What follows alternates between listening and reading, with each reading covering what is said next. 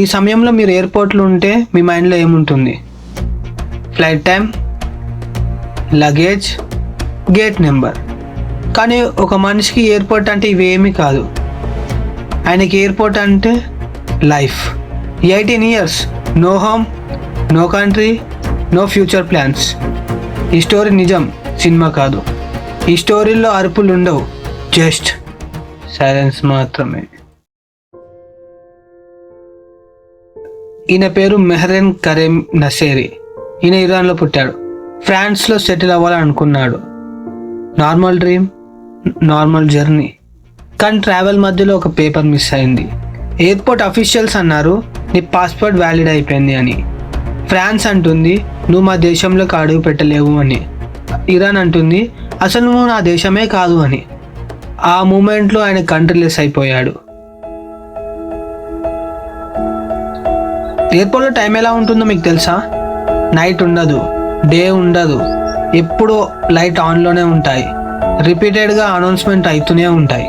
కానీ ఆయనకి bench bed అయింది, బాత్రూమ్ మిర్రర్ అయింది, కాఫీ రొటీన్ అయిపోయింది. రోజు same place, same sound, same smell. బయట ప్రపంచం మారుతుంది కానీ ఆయన లైఫ్ అక్కడనే స్టక్ అయిపోయి ఉంది. ఇయర్స్ గడిచాయి, జర్నలిస్టులు వచ్చారు, లాయర్స్ వచ్చారు, హెల్ప్ ఆఫర్స్ కూడా వచ్చాయి. కానీ ఆయన బయటికి వెళ్ళలేదు. ఎందుకు? బయట వాళ్ళు ఆయనకి ఐడెంటిటీ లేదు. ఎయిర్పోర్ట్లో సెక్యూరిటీ గార్డులు పేరుతో పిలుస్తారు, షాప్ కీపర్స్ కాఫీ ఇస్తారు. అన్నోన్ వరల్డ్ కన్నా నోన్ కేజ్ సేఫ్గా అనిపించింది. సమ్టైమ్స్ ఫ్రీడమ్ స్కేరీగా కూడా ఉంటుంది. 18 years తర్వాత ఆయన హాస్పిటల్కి వెళ్ళాడు. ఎయిర్పోర్ట్ని వదిలి బయటికి వెళ్ళాడు. అసలు క్వశ్చన్ ఏంటంటే అతడు ఎయిర్పోర్ట్లో బందీ అయ్యాడా లేదా ఎయిర్పోర్టే ఆయనకి హోమ్ అయిందా?